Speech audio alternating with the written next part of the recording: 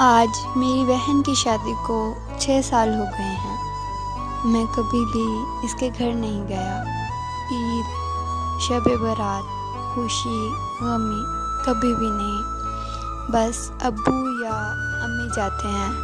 میری بیوی مجھے ایک دن کہنے لگی کہ آپ کی بہن جب بھی آتی ہے اس کے بچے گھر کا حال بگاڑ کر رکھ دیتے ہیں، خرچہ ڈبل ہو جاتا ہے، اور تمہاری ماں ہم سے چھپ چھپ آ کر کبھی اس کو صابن کی پیٹی دیتی ہے، کبھی کپڑے، کبھی سرف کے ڈبے، اور کبھی کبھی تو چاول کا تھیلا بھر دیتی ہے۔ اپنی ماں کو بولو کہ یہ ہمارا گھر ہے، کوئی خیرات سینٹر نہیں۔ مجھے اپنی بیوی کی باتیں سن کر بہت غصہ آیا۔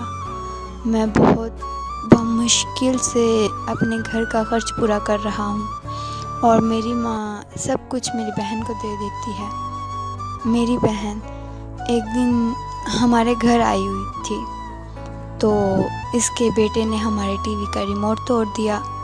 میں ماں سے غصے میں کہہ رہا تھا کہ امی، بہن سے بولو کہ یہاں بس عید پر آیا کریں، اور یہ جو آپ صابن، سرف اور چاولوں کا تھیلا بھر دیتی ہیں نا، اس کو ذرا بند کریں۔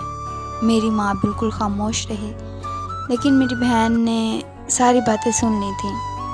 میری بہن بھی میرے آگے کچھ نہ بولی۔ 4 بج رہے تھے، اپنے بچوں کو تیار کیا اور کہنے لگی، بھائی مجھے بس اسٹاپ تک چھوڑ آئیں۔ میں نے جھوٹے منہ کہا، کچھ دن اور رہ لو، لیکن وہ مسکرائی اور کہا، نہیں بھائی، میرے بچوں کی چھٹیاں ختم ہونے والی ہیں۔ کچھ عرصے بعد جب ہم دونوں بھائیوں میں زمین کا بٹوارا ہو رہا تھا تو میں نے صاف انکار کیا، میں اپنی زمین سے بہن کو کوئی حصہ نہیں دوں گا۔ میری بہن میرے سامنے بیٹھی تھی، وہ خاموش تھی لیکن کچھ نہ بولی۔ امی نے کہا، بیٹی کا بھی حق بنتا ہے، لیکن میں نے گالی دے کر کہا، کچھ بھی ہو جائے میں بہن کو حصہ نہیں دوں گا۔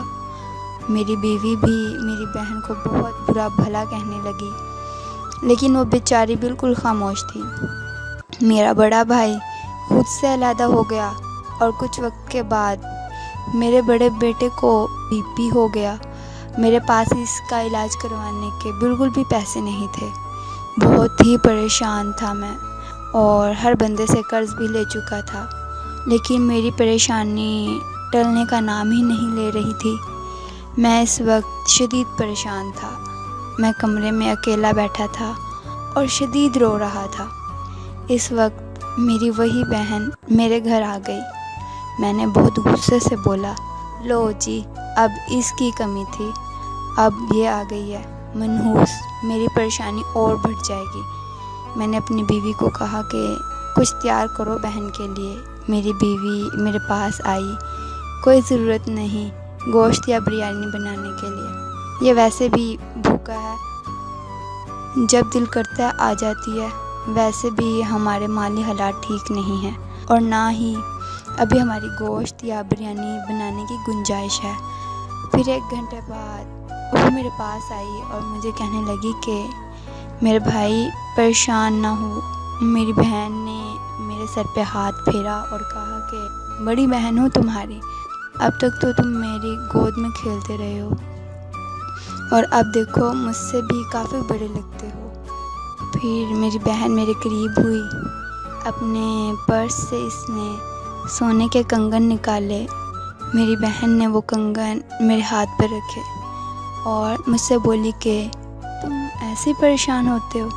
میرے بچے اسکول تھے تو میں نے سوچا دوڑتے دوڑتے بھائی سے ملنے چلی جاؤں۔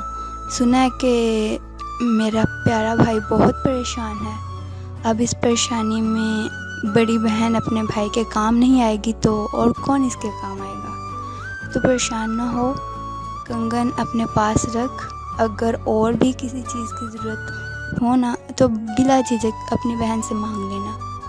یہ بہن اپنے بھائی کے لیے ہمیشہ تابعدار رہے گی۔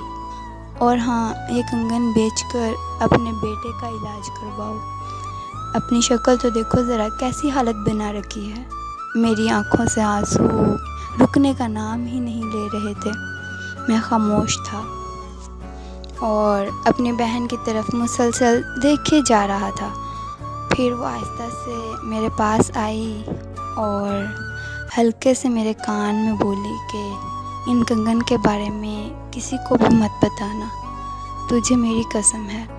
میری بہن نے میرے ماتھے پر بوسہ کیا اور 1000 روپے مجھے دیے، جو 150 کے نوٹ تھے۔ شاید اس کی جمع پونجی تھی۔ وہ ایسے میری جیب میں ڈال کر بولی کہ ان پیسوں سے بچے کو گوشت لا دینا، اور بار بار تجھے کہہ رہی ہوں کہ پریشان نہ ہوا کر، ابھی تیری بہن زندہ ہے۔ وہ جلدی جلدی اپنے گھر جانے لگی۔ میں نے اس کے پیروں کی طرف دیکھا۔ اس نے ٹوٹی ہوئی جوتی پہنی ہوئی تھی، سر پر پرانا سا دوپٹہ اوڑھا ہوا تھا۔ جب بھی میرے گھر آتی تھی تو وہی پرانے والا دوپٹہ اوڑھ کر آتی تھی۔ میں اپنی بہن کی اس محبت پر مر گیا تھا۔ یقین کرو یار، ہم بھائی بہت مطلب پرست ہوتے ہیں، اور ادھر بہنوں کو دیکھو، بھائیوں کا ذرا سا بھی دکھ برداشت نہیں کر سکتی۔ میں ہاتھ میں اس کے کنگن پکڑے زور زور سے رو رہا تھا۔ اس دن ایک بات سمجھ میں آئی، بہنیں اپنے گھر میں خدا جانے کتنے ہزاروں دکھ درد سہ رہی ہوتی ہیں۔ میں ان بھائیوں سے گزارش کرتا ہوں کہ جو اپنی بہنوں کو پسند نہیں کرتے، کچھ لمحوں کے لیے اپنی بہنوں کے پاس بیٹھ کر ان کا حال چال پوچھ لیا کریں۔ وہ ہمیشہ اپنے بھائیوں کی طلبگار ہوتی ہیں کہ ان کا بھائی ان کا سہارا ہے، ان کا مان ہے۔ بہنیں ماں کا دوسرا روپ ہوتی ہیں، اور اس میں کوئی شک نہیں ہے کہ ماں کے بعد بہنیں ہی گھر کو سنبھالتی ہیں۔ میری دعا ہے کہ اللہ پاک ہر بہن کو سلامت رکھے اور ہر بہن کے اچھے نصیب کرے، آمین۔